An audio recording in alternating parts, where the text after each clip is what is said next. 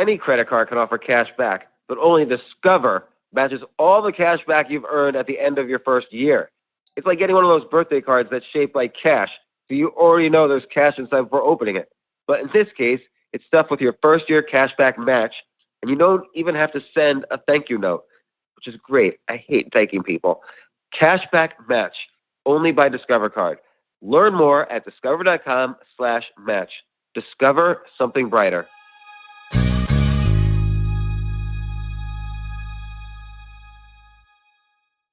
Your body is unique. Well, at least mine is. My body is a well-crafted temple. I am jacked, sliced, shredded, pumped. I mean, I'm actually none of these things, but I should be, and your nutrition and my nutrition should be too. Routine, Rootine, helps you unlock optimal health and daily performance by looking at your DNA, blood status, and lifestyle habits to create a formula 100% tailored just for you. And Jay, I really want to try this. I'm gonna get consumed by this. Track your health and wellness goals on your Routine, Rootine, digital dashboard, and let the data speak for itself. Thousands of members are choosing Routine, and they're reporting improved energy, balanced mood, which I need, better stress management, which I need, improved focus, which I need, and more. Boy, I wish I came up. I could have made this business. This is an easy business to make, but it's good they're doing it. Good for them. I'm going to be a customer. Routine is spelled Rootine, like the root, and teen, routine. Visit routine.co for more information.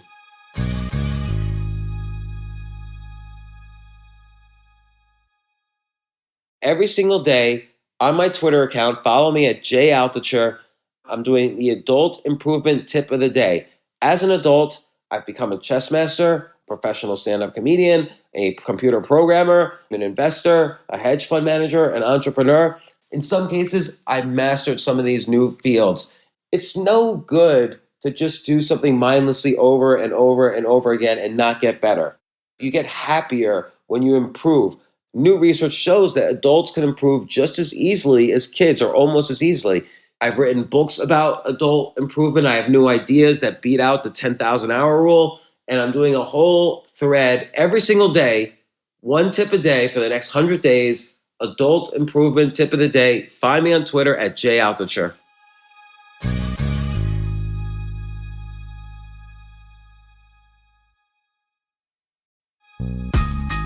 This isn't your average business podcast, and he's not your average host. This is the James Altucher Show.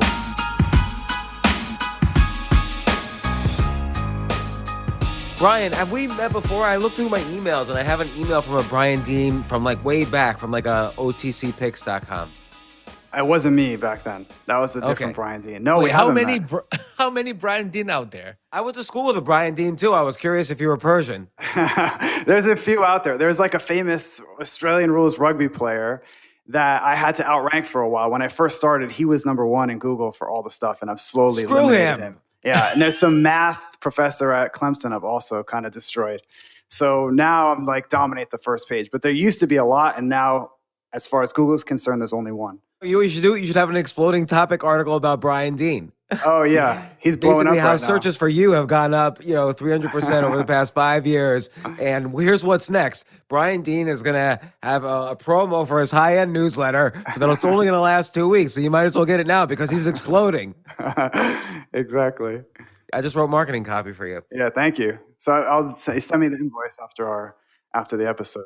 So, Brian, I've been reading your newsletter, Exploding Topics, and it's so fascinating. Every day, I get this new newsletter with the chart, and the chart always starts off in 2017, something was really small, and now in 2021, it's huge, and maybe in 2022, it's going to be even bigger. So, for instance, snail mucin has a 233% increase, since 2018, or because people are following this K-pop beauty trend. Korean cosmetic exports have grown an average of 26 per year since 2015. We'll get to snail mucin in a second, but every day you have this obscure data, whether it's about supplements or clothes or software, or there's one for a massage gun called Sportneer, and globally, searches for massage gun are up 3,233% in the past 2 years. Who would know, being economic lockdown, everybody would need massages so much. And then you say, what's next? Like, what does this mean for the overall trend? But what I'm always curious about is, and I'm just getting right to it, and we'll talk about some of the exploding topics, but I always want to know, what do I do with this information? Like, if I'm entrepreneurial minded, it seems like every one of these could be a business. Like, here's something I never heard of from January 12th. Searches for portable washing machines are up 144% over the last 5 years. And I'm looking at it, starts off small, it has spiked high. So what's a portable washing machine? It's just like it sounds. It's a washing machine that you basically install in your sink. So the water flows in from your sink and the dirty water flows back into the sink. And it's, as people were really concerned about going to laundromats, and a lot of laundromats were closed, people didn't have they didn't have a hookup for a washing machine in their apartment, so they were looking for this portable washing machine solution, and that's why searches spiked for that. And who even, I honestly have never even heard of a portable washing machine. Like, who even makes portable washing machines? There's tons of them on Amazon. I'd never heard of them either, but there's portable everything now. Portable blenders are really big. It's kind of a meta trend that's a bunch of different portable things. Like portable bidets are trending right now too. People want a bidet that they can take on the road or just use in their house because they don't want to actually install a bidet in their house. So that's another portable device that's blowing up. I see this one. So searches per month, 8.1K for portable bidet. Growth is 209% over the past 5 years. And so let's say this looks to me like, oh, okay, this is a trend that's going to continue, particularly now that people are getting back to traveling and people are also used to the comforts of home. I think what's happened is, in this case, people are not comfortable anymore having the comforts of home and replacing it all day long with the discomforts of the office or travel or whatever. So let's say this, I feel this is a trend that's going to continue. And, you know, you make a reasonable case about the growth, 209% growth, and then you always give a little bit of an argument of why this is happening, and you relate it to other products like portable fridge, portable washing machine, portable sauna, which we could talk about next. But what do I do with this? I think, oh, okay, I'm going to get in the portable bidet business. Maybe there's room for me still. Is it too late? Once I see it on Exploding Topics, your newsletter, is it too late for me to get into the business? Usually not. We try to surface stuff pretty early, and we especially focus on trends that aren't fads, that are trends that have legs that will probably continue based on our data. Impossible to predict the future, obviously, but we try to pick trends, especially the ones that we feature in the newsletter, that aren't fads, that are going to come and go, in a week. We want things that are going to be around for a year. So they're trends, but they're trends that have legs and lasting power. In terms of what you do with it, it depends. We have a few different use cases, and most people want these trends for investing purposes of some kind, whether it's investing in startups. VCs are our main, we basically create the newsletter and our paid product for VCs. They want to know this stuff. So when a portable bidet startup comes in their office, they're like, oh my God, I've heard of that already. I mean, that's obviously a crazy example, but in terms of SaaS or another D2C category, VCs want to know this stuff. Also, people that sell on Amazon or run e-commerce sites, they want to know these trending product categories so they can put them on their site while the going's hot. And some big brands, sometimes they want to know what to get into next, right? They're a big company that has tons of divisions, and they're like, we need to make products. Oh, well, let's have a meeting about portable bidets and we can maybe make them. Yeah, so for instance, you said earlier this year, Red Bull ran a basement innovation competition, and out of 3,800 products, a portable washing machine came out on top. So you're looking all over the place for your data. So we'll get into what do I do with this information in a second, but you do about 3 charts a day, and then you have charts for your pro product. Where do you get your data? Where do you look? How do you decide? You just spoke a little bit of how do you decide, but where do you get all this amazing data? So we basically scrape it from different pockets of the web that tend to surface trends before they start to take off. So a big one is Reddit.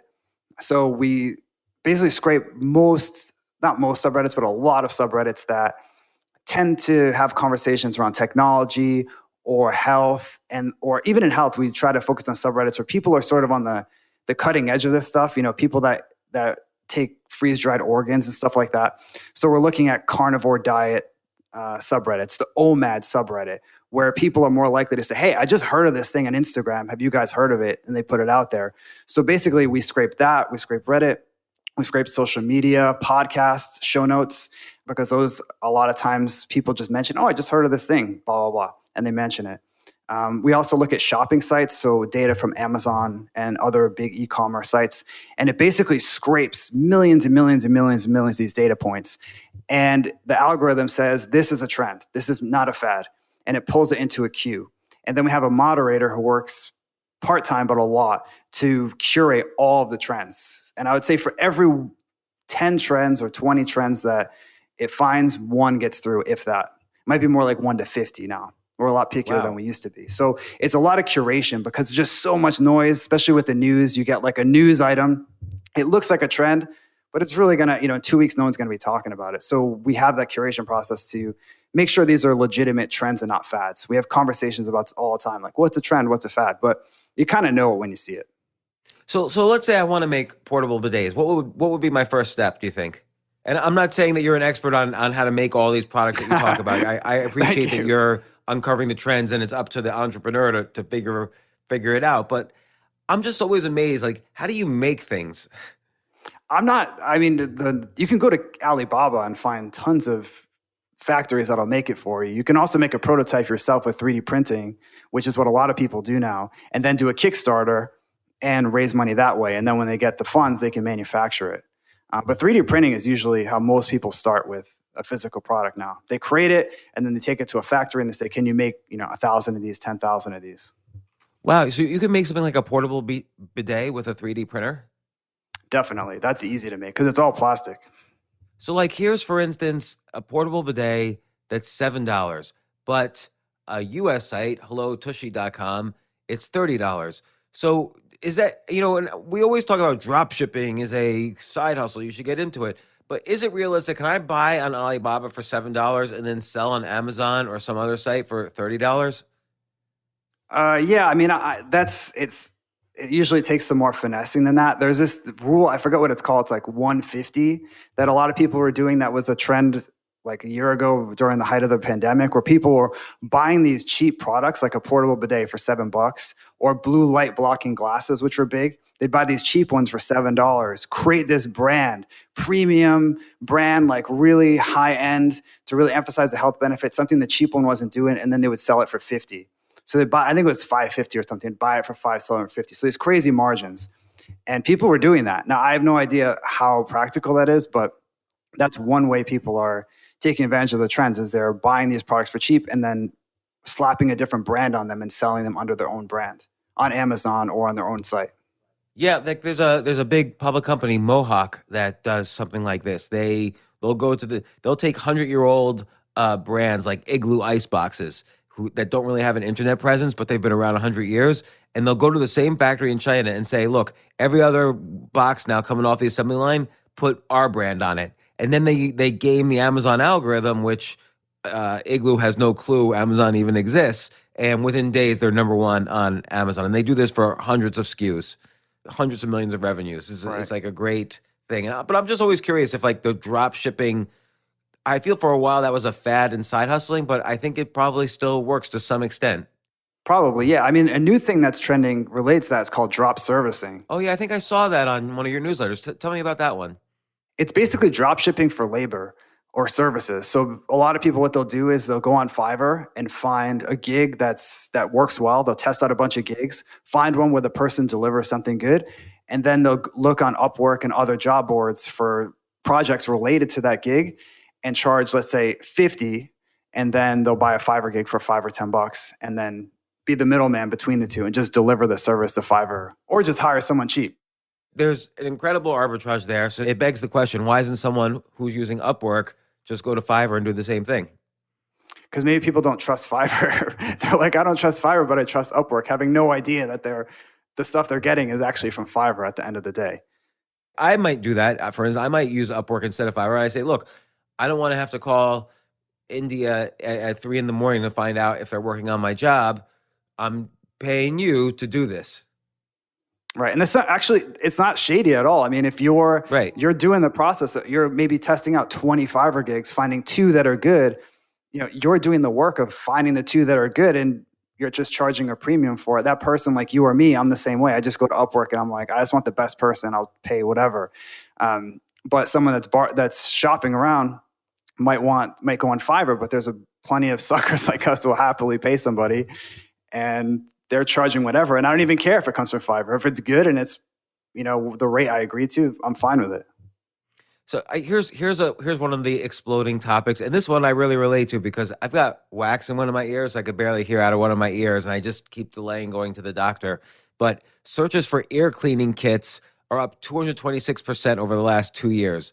What are they? Ear cleaning kits typically contain silicone wax removers, metal picks, irrigation systems, and I guess it cleans out your ear, something I need. And I wondered to myself, why did I never think to buy one of these or make one of these? Again, it's such a great entrepreneurial thing. How did you come across this? That one, I mean, I don't know that one specific. I mean, we track almost 10,000 trends right now. So I don't know where all of them came from, but that one sounds like it came from Amazon. That's usually one of those niche products that wives are buying for their husbands, it sounds like, because I know my wife bought one for me. So, and then does Amazon let you see the data of how much it's up over the past 2 years? No, we don't. We use our own proprietary thing for determining a proprietary system for determining the searches that are going up. But for finding the actual term, Amazon they're all public, the product pages, and they also have a trending section on their site. So they feature trending stuff. Most of it's, specific products that aren't that good. But if you scrape enough of Amazon and just query it and say, how many searches it's getting? How is it growing? You'll find some gems in there. So I'm going to go to Alibaba for ear cleaning kit, $1 or $2. And here's an earwax removal kit at Walmart for $22. So clearly that's a profitable business. How would you go about getting branding? Or how do you see people getting branding for stuff like this? How do they get known once they start doing it? Mostly they don't. These people, most of them, if they're just going to be I'm going to be the ear cleaning kit brand. They just create fly-by-night brands and just go full Instagram, Facebook ads. Most of them don't have any organic presence. Maybe they do a little bit of Instagram. It depends on the trend. If you're I see this trend of ear health, and I want to create this ear health product brand where I do ear cuffs and ear seeds, which is big too now, which are basically What's an ear magnets. Seed? It's basically these magnets you put in your ear that are like acupressure, and they're supposed to heal different stuff. My acupuncture guy actually uses them. But yeah, so if you're I want to create this ear health brand, some people are creating entire brands around these trends. But most of them that are going after these specific products are just buying them from Alibaba or somewhere cheap, creating a Facebook ads campaign and just crushing it on there because they know Facebook ads. They know nothing about fulfillment. So like you said, it's mostly drop shipping in that case. So for instance, they do a Facebook ad, they collect the orders, and then they tell the Chinese factory where to send all the products. Exactly. Kind of like you're saying with Igloo. They don't know anything about digital marketing, but they know how to make an awesome cooler. It's the opposite. These guys know how to run Facebook ads. They know how to create a brand really quickly, get it off the ground, start running Facebook ads. We have no idea how to actually create a product or do product development. So they just buy stuff off the shelf that they can pretty much get right away from Alibaba or somewhere. I love this one, magnesium gummies, because I hear all the time, you need more magnesium, but I hate taking supplements and pills and stuff, but I love gummy bears. So this was a trend. Let me look up what the statistics were that you say. I wrote down magnesium gummies in my notes. And I think this was a recent one. This is from a couple weeks ago, July 13th. They're high-dose magnesium supplements in gummy form. Studies suggest that up to 75% of people don't meet their recommended daily intake of magnesium, which is leading to increased demand for magnesium gummy bears. And the supplement category has grown from 8 million to 14 million over the past 2 years. And sales of supplements have grown by magnesium gummy supplements have grown by 130%. So again, I would go to Alibaba and say, hey, I want James's magnesium gummies. And then I would just go all over the place advertising, doing classic marketing for gummy bears. Exactly. Or say you're a supplement brand and you want to create a blog post or a video about magnesium gummies. Now you're going to get in on this keyword early before it starts to take off. So that's another way that you can use it. You don't necessarily have to create a product around each of them. All of that's obviously what most people are going to do. Now, do you need any kind of FDA approval to sell a vitamin supplement? No, No, famously, you don't. There's no regulation at all. I mean, you're liable if you produce something like that damage that hurts people, but there's almost no regulations with supplements. So in this one, you say you use data from retail analytics company ClearCut. So there's a lot of companies out there also that you pay a lot of money to see these high-end reports. What does ClearCut do? They're like a online retail analytics company. They track sales and things of that nature. That was just a stat we pulled from there. But yeah, there is a lot of these services that are like market research that they have proprietary data from who knows. Some of them you have no idea if it's like Ukrainian spyware or whatever, but they get it and you can buy it. So some of it's useful for supporting some of the trends. Like if you look at portable washing machines, you're like, I don't know anything about this.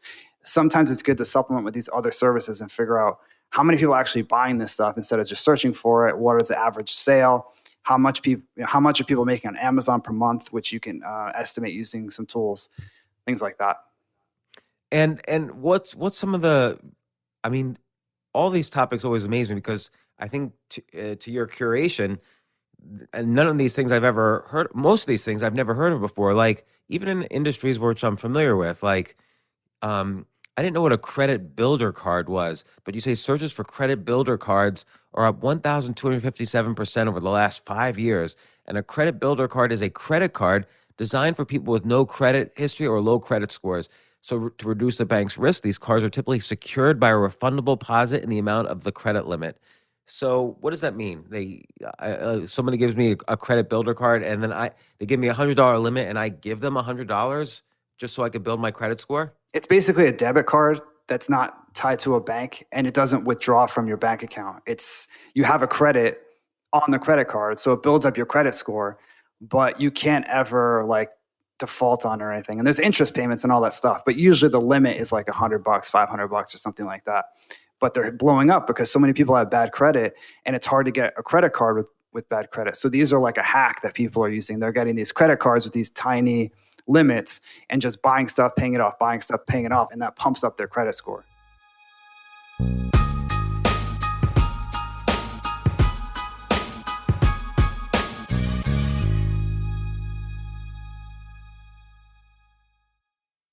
I have had a lot of ups and downs in my life. I have gone broke. I have gotten divorced. I have lost homes. I've been so depressed and anxious, really anxiety more than depression.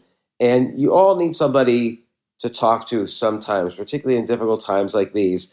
And we can talk to our friends, but they don't always give the advice we need. In fact, friends usually give the advice they need, not the advice we need. So getting unbiased feedback and advice from a licensed professional is refreshing and rewarding. And whether you're a parent, student, millennial, or just someone having a hard day, Talkspace can provide the support to help you feel better with a single message. Talkspace offers individual therapy, couples therapy, and medication prescription services. Set goals with your therapist, and they can help make sure you're really progressing. Talkspace works around your schedule. Send and receive unlimited messages with your dedicated therapist in the app. Plus, you can schedule live video sessions with your licensed therapist from anywhere. Thousands of licensed therapists who are experts in dozens of specialties like depression, anxiety, relationships, and more are available for you to match with. So find out why Talkspace is the #1 online therapy platform to help you sort through any issue. Start feeling better with a single message. Match with a licensed therapist when you go to Talkspace.com and get $100 off your first month with the promo code JAMES. That's $100 off when you use promo code JAMES at Talkspace.com.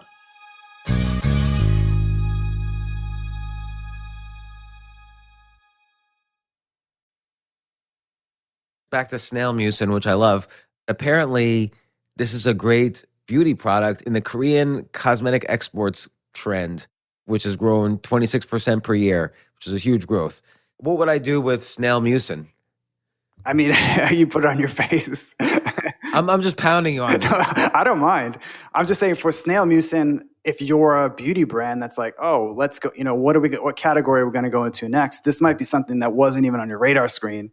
And now you're like, let's look into this. And even if you don't end up making a snail mucin topical cream, you might say, let's look at some other K-beauty products that are trending because K-beauty is just blowing up right now.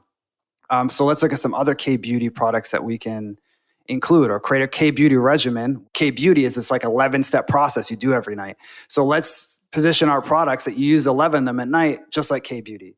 So there's different ways to go about it, but how you'd actually get snail mucin, that one's going to be a lot harder than Alibaba, because it's literally the slime from a snail in an extract. You know what's also interesting though is, and you've pointed this out in many different letters, how in almost every category subscription boxes are trending up, and in part this was due to the economic lockdown. Like I, for the first time, started getting subscription box meals during the lockdown to try to eat healthy, and I really enjoyed the whole subscription box thing. I didn't think I would. So potentially someone could make a K-beauty subscription box for the drop shippers themselves. Like, we'll send you all the basic ingredients, you brand it however you want.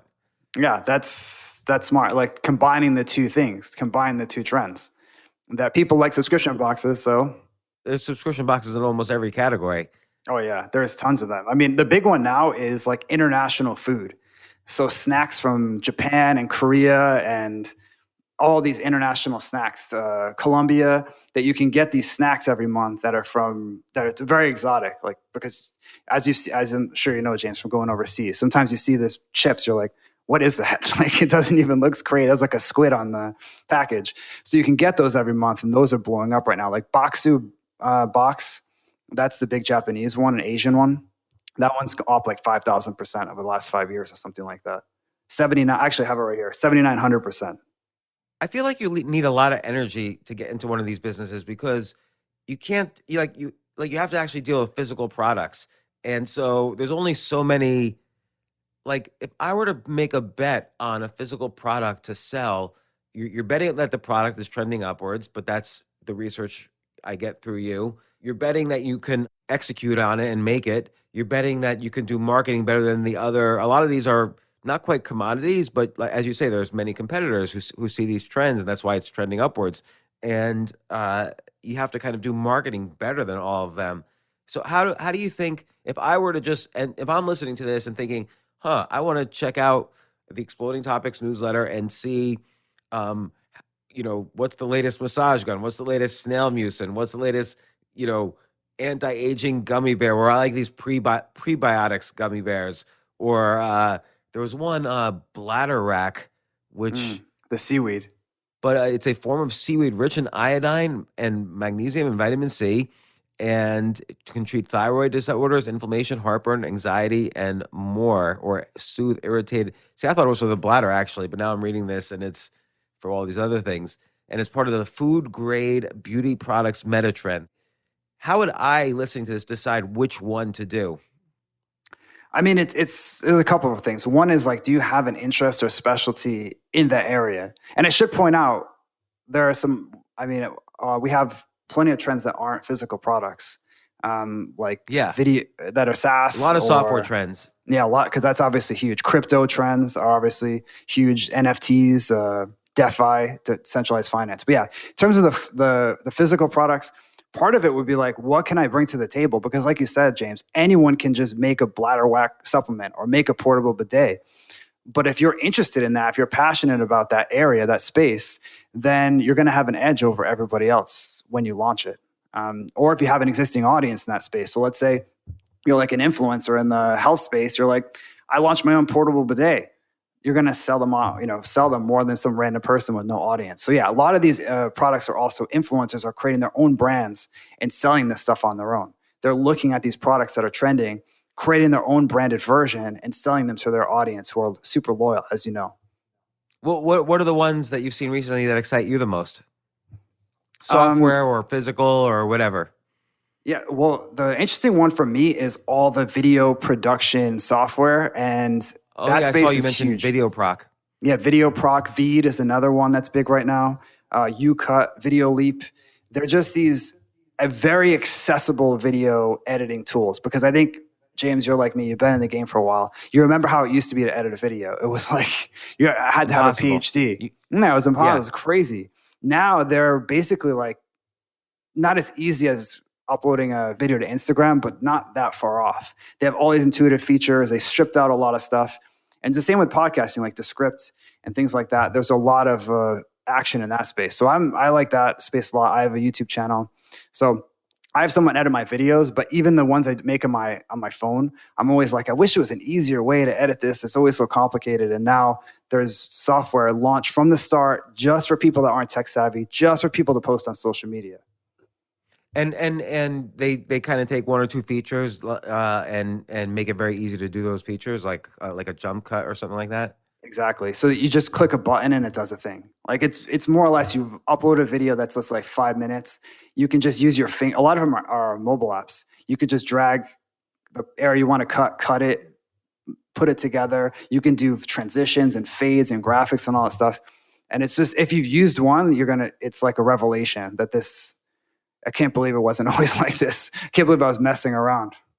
I think some people might be listening to this and say, well, I don't know software. How would I do it? But it's really not that hard to hire on Fiverr or freelance or whatever, somebody who will do it for maybe a few $1,000s, and it's a simple app, and they'll set you up in the app store. There might even be easier ways. There's no-code sites now. No-code is a big thing that's trending.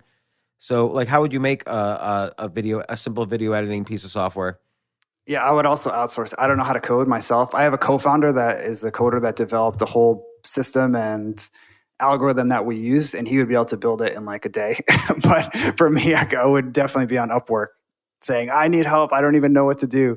But not all software has to be that complicated, right? I mean, one of the trends, a startup that we found super early that just got acquired was Wave. I don't know if you're familiar with them, James, as a podcaster. It's basically software to help you share clips from your podcast, because as you know, no one wants to watch a whole podcast like on Twitter or on YouTube. So people like to splice them up. And this was a way to take audio from your podcast that's maybe like 30 seconds and share it on Twitter. And they made it easy. I'm sure like the tech behind it's not that complicated. They're not ex-Google engineers. They're actually a couple of guys in South Carolina, and they built this thing, took it to like 1.5 million ARR and just sold it a couple months ago. So the software doesn't have to, and they just got into that trend that was like podcasts. People were creating podcasts and they didn't know how to get the word out, and they made it a little bit easier. How did they get the word out? They said they used mostly SEO. In the beginning, they reached out to podcasts and they basically give podcasters free accounts. And we're like, hey, we'll hook you up with a free account. You can just share your clips. And podcasters, I don't know if all of them, but a lot of them are like, this is great. This is helpful. Right now I'm just sharing my whole hour on YouTube. No one's watching. I don't know how to share a clip on social media. I'm not tech savvy. And they made it so you could just take a clip from an episode and share it on Twitter really easily. And it plays within Twitter and it plays within Facebook. So you don't have to go to the person's site. So that was, kind of innovative in a way, but like you said, like it's definitely something like you said, James, you could get an Upwork. Someone could do that for you. What do you see trending in crypto? The big thing is like our accessible DeFi products. So things related to like either staking or just savings accounts, crypto savings accounts, things that are more mainstream. So I've seen in the last couple of months this transition from, I call it like DeFi 1.0 to DeFi 2.0, which is DeFi 1.0 was like the infrastructure behind it all. That's where you have like blockchains and protocols and all that stuff. That's the layer. That's kind of like the old, the internet. And now we're seeing like the World Wide Web on top of that. And that's where all these very accessible, like BlockFi is a huge one. That's just an accessible way to do all this stuff. Now, Coinbase is kind of an example, but they only do crypto. But if you wanted to like create a crypto savings account and do staking on it, you can't do that. And there's plenty of new startups that are coming out or about to launch that are in that space that are just making it more accessible. This whole like kind of what was a shady thing, trading crypto and all that stuff. So, and actually we're seeing a lot of action in NFTs. It's not totally dead, especially in fashion. So a lot of brands are launching NFT versions of their shoes, of their, shorts or whatever. And those are still growing as searches for NFTs are dropping. So there's probably niche use cases for NFTs that are going to stick around. And it looks like fashion is one of them. In fact, a VC reached out to me after we featured one in a newsletter a little while ago. And he was like, we're really getting into this space. Like, who do you guys know in this space? NFT fashion is going to be like the next big thing.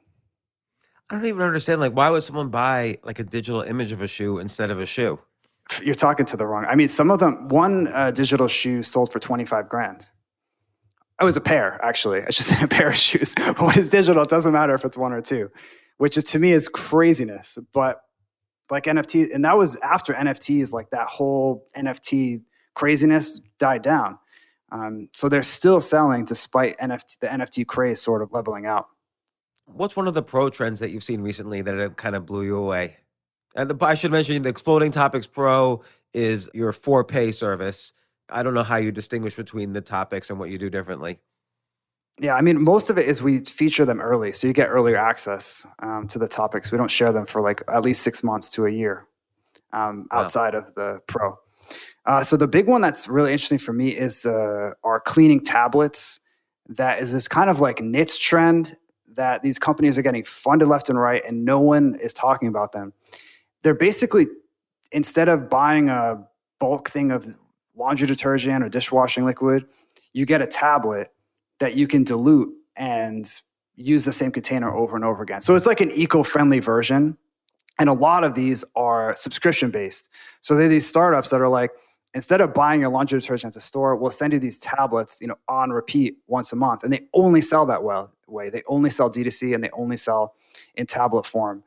And those are like, for me, that's an interesting one that we share that I don't hear a lot of people talking about. And a lot of these companies are getting not huge funding rounds, but like seed funding rounds. So there's some traction there. They're already getting sales, already getting customers, and it's recurring revenue, which is pretty rare, for the clean because they're doing the subscription space. thing. You can only get them from by subscription, and people are happy to do it because it's eco-friendly approach, which people are really concerned about single-use plastic, right? So you can get instead of, sometimes they have pictures like 100 dishwashing liquid containers. It's like a tiny pack of tablets, and you just dilute them in your house. How do you stand out in that space? A lot of influencer marketing. So there's a lot of influencer marketing about like minimalist lifestyle, eco-friendly, kind of like mommy blogs, but on Instagram. Those natural mommy blogs where they share their recipes and stuff, but they've kind of moved to Instagram. And they'll share their like, I just look at this cleaning tablet. I just used it and it turned into like a gallon of dishwashing liquid that I can use, and sponsored by whatever. I would think influencer marketing would be very successful. Like if you find a good TikToker and you say, listen, I use this cleaning tablet for all my laundry and, I'm trying to live a healthier lifestyle, blah, blah, blah. Yeah, I mean, influencer marketing is overall trending up only a little bit. But like you said, James, TikTok is huge. Like searches for TikTok influencers are up 99x over the last 5 years. It's just like completely going crazy because all these Instagram influencers are really expensive. They're not even responding to a lot of outreach. And on TikTok, like you said, people are just more engaged there, and influencers are more likely to team up with you, basically. And that's another one that's in the paid that we talk about a lot now is media on the blockchain. So blockchain tech, instead of using it for currency, using it for media, like Audius, which is like Spotify on the blockchain, LivePeer, which is like streaming, like Twitch on the blockchain. Because a lot of people are concerned about censorship on these platforms. So they're creating basically blockchain decentralized versions of social media networks. And it's really early with this stuff, but they're really interesting because it's decentralized, but also because they're monetizing the creators directly. So for example, with Steemit, which is kind of like a Facebook on the blockchain, you get paid for actually posting engaging content. So when people engage with their content, you get paid with it. So it incentivizes you to post engaging stuff. So for me, that's another area that's really cool. So it seems like you have the Exploding Topics Pro. Here's another idea for you. You should do Exploding Topics how-to. So for each product, the for-pay version of today's issue will tell me how step by step how I can implement each product. And maybe you pick one of the topics and you do an interview with someone who's generated 1,000x growth in the past year, something like that. That's a good idea. I would pay for that. You want to get into the portable bidet space? I would certainly read about someone who's doing it. Okay. I would pay for that. And or magnesium gummies. I would pay. Like, how do you make a gummy bear? I would want to know. Or maybe there's even like on these sites like Flippa or Empire Builders where you could buy small businesses. Maybe there's businesses for sale even doing some of these things. And then another thing is, have you ever thought about doing some kind of like small private equity fund or venture capital firm or something like that's based on the newsletter? Yes, I definitely have. And I mean, I've invested in stuff we find in the crypto space because that's just the easiest to get started. Like you see a coin an altcoin blowing up and you just invest in it. But other than that, I'm an angel investor myself. So I've definitely considered creating something around this to find these startups early, reach out to them, maybe before they have funding, like an angel seed round, reach out to them and say, we're trending, we want to get involved. Like with crypto, is there any specific kind of chatter you see before an altcoin goes from one exchange to being uplisted to a more important exchange? Oh yeah, there's usually a huge spike. A lot of times by then it's not too late, but it depends on the coin. But usually I try to find them when they're still on those shady exchanges. That's when the real growth is. Not always. There's some that go on, a big one, and they still continue to grow. But the real growth is usually those early stages. But it depends. Usually it's like for altcoins, it's like a spike as it comes out, so the ICO. Then it drops off, and then it gets momentum behind it. People enter the projects. Maybe they announced a new project. It starts to blow up, and then it kind of dips, and then it goes on the other main, a bigger exchange like Kraken or whatever, and it starts to blow up. So that second, I usually don't get involved in ICOs and that, but that second spike is usually pretty solid. Yeah, if you see like a kind of common trend in the chatter about it before it gets uplisted to a Kraken or something like that, that might be an interesting newsletter just all by itself, just a crypto-based one. That's a good idea. So, I mean, I think there's so many ways you could build your business, which is why I always love getting the newsletter in the email and opening it and seeing, oh, snail mucin, time to research this little business idea. But I would pay more. I would pay to see like interviews with people who are doing it and how they're doing it. Like, I think that could be, an exciting, even if it's just one topic a week or one topic every 2 weeks, you could build a really good database of stories that you could access, and that people want to know how to do these things. Like, I'm always at a loss, and I've built plenty of businesses, but I'm always at a loss, like how to start a business in a brand new industry, like just all the details.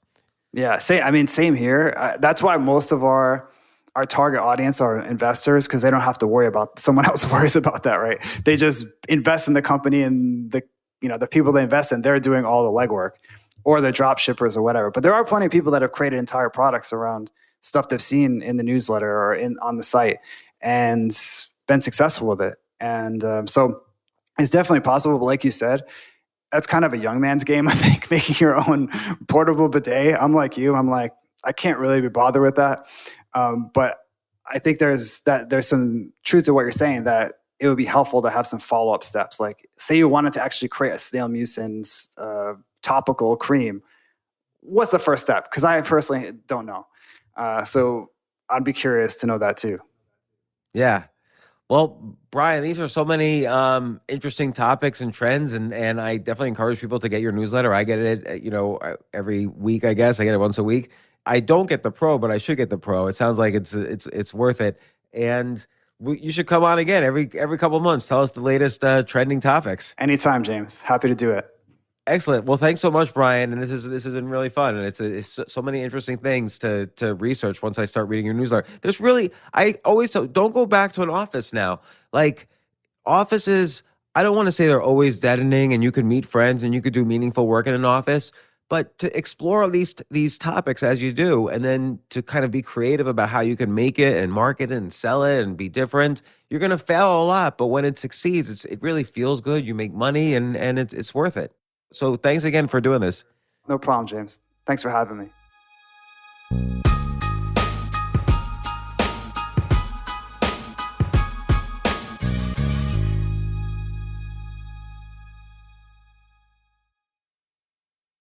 Every single day on my Twitter account, follow me at jaltucher. I'm doing the adult improvement tip of the day. As an adult, I've become a chess master, professional stand-up comedian, a computer programmer, an investor, a hedge fund manager, an entrepreneur. In some cases, I've mastered some of these new fields. It's no good to just do something mindlessly over and over and over again and not get better. You get happier when you improve.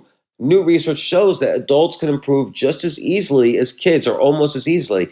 I've written books about adult improvement. I have new ideas that beat out the 10,000 hour rule. And I'm doing a whole thread every single day, one tip a day for the next 100 days adult improvement tip of the day. Find me on Twitter at JAltucher.